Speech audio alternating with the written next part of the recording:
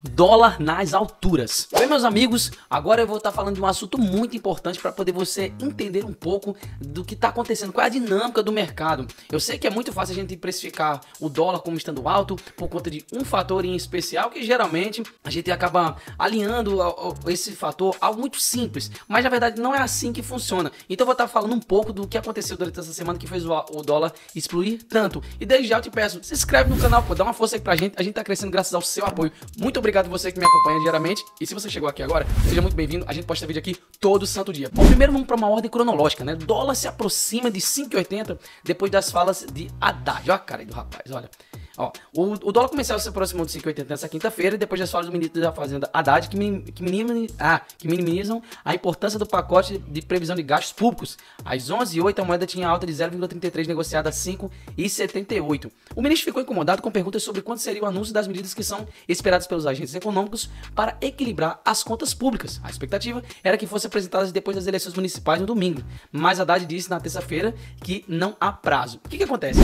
Quando a gente está falando de economia no geral, principalmente no caso da nossa economia, que tem, claro, né, obviamente, como muitas economias do mundo, a gente tem um câmbio flutuante. Então, tudo da gente basicamente depende da movimentação do dólar, né, justamente por esse câmbio flutuante. O que acontece? Se a gente não tiver um equilíbrio fiscal que seja bom o suficiente para poder estar atingindo bem essa demanda, essa dinâmica do mercado, acaba que todo meio sofre. Então, o governo, que é o responsável pela política fiscal, eu gosto sempre de lembrar isso aqui, quem faz política monetária é o Banco Central, quem faz política fiscal é o governo. Então, sempre que o governo não dá importância para esse tipo de situação, que é a dinâmica de mercado, o que o dólar pode fazer na nossa economia, acaba que o mercado vai respondendo, porque o Brasil não é uma ilha, tem muito investidor estrangeiro aqui no Brasil, então tem muita gente que coloca dólares aqui no nosso país esperando por isso, né? A diferença é que, isso, claro, isso não acontece só dos investidores estrangeiros, existe também investidores brasileiros aqui que tem dólar, então tudo isso aí vai trazendo essa movimentação de mercado. Quando não há um compromisso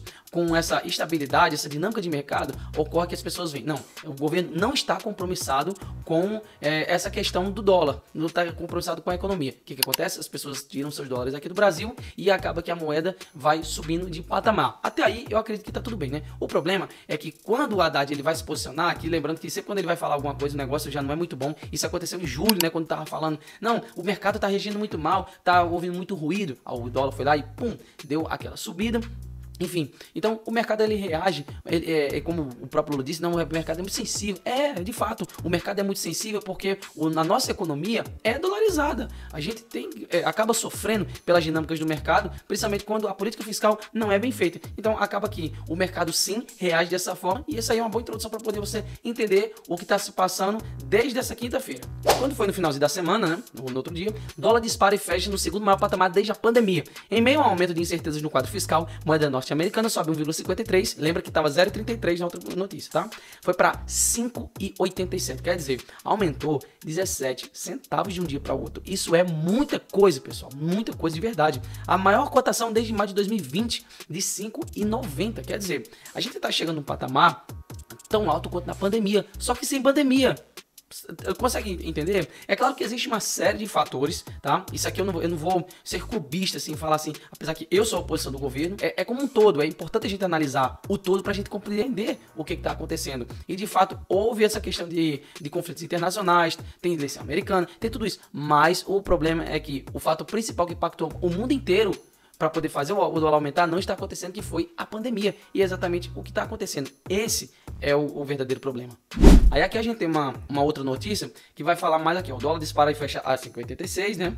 No maior valor desde maio de 2020, que ele chegou a 5,87, mas fechou em 5,86. Esta é a maior cotação da moeda norte-americana em quase 4 anos e meio. Aí aqui a gente vai entender um pouco do contexto mais internacional, né? Às 5h42 na B3, o contrato de dólar futuro de primeiro vencimento subiu a 1,35, né, a R$ 5,88 na venda. Pela manhã, o dólar chegou a ceder antes ao real após divulgação de dados fracos do relatório de emprego do payroll nos Estados Unidos. O Departamento de Trabalho informou que a economia norte-americana abriu 12 mil postos de trabalho fora do setor agrícola em outubro, após 223 mil em setembro. Em dado revisado para baixo, o economista constatado pela Reuters previa a criação de 103 mil vagas. A discrepância se deu aparentemente pela dificuldade das instituições em fazer projeções do período por conta dos efeitos de furacões e greves de fábricas aeroespaciais durante o mês passado. Quer dizer, quando a gente vê todo esse contexto internacional, principalmente aqui tem a questão de eleições americanas também, a gente consegue compreender que não é simplesmente as falas aqui do Lula, do Haddad, a responsabilidade fiscal, não, tem outras coisas também.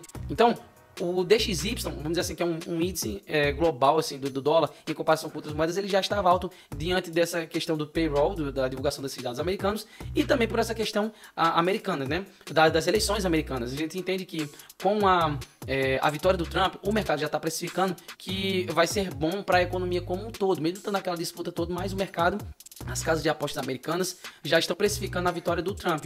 Então, existe também essa retirada de dólares de países emergentes para poder colocar na economia americana, por ser uma economia mais segura e assim trazer vamos dizer assim, um conforto melhor para os investidores. Então a gente consegue entender que está havendo uma migração dos dólares das economias emergentes para os Estados Unidos, para quê? Para o retorno ser ainda maior, e isso também deve ser levado em consideração.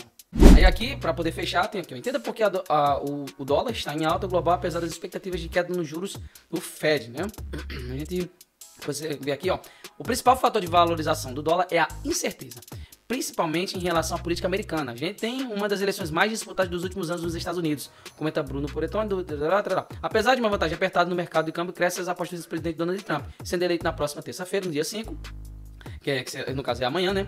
A expectativa é de uma política protecionista que tende a valorizar o dólar frente às outras moedas. É o dólar em relação a essas outras moedas que tende a fazer com que o dinheiro, como eu já falei anteriormente, os dólares das economias emergentes venham sair dessas economias emergentes para poder ir para os Estados Unidos, já que o Trump tem essa proposta mais protecionista. Então, acontece de ter essa desvalorização, aliás, essa valorização do dólar em relação a essas outras economias, porque as pessoas procuram um lugar que seja mais seguro para o seu dinheiro, e assim, com essa segurança, elas consigam ter mais rentabilidade e, consequentemente, mais lucros. E esse foi o vídeo de hoje, eu espero que você tenha gostado. Se você gostou, deixe seu like, se inscreva aqui nas minhas redes sociais, todos os links estão aqui abaixo. Forte abraço e até o próximo vídeo.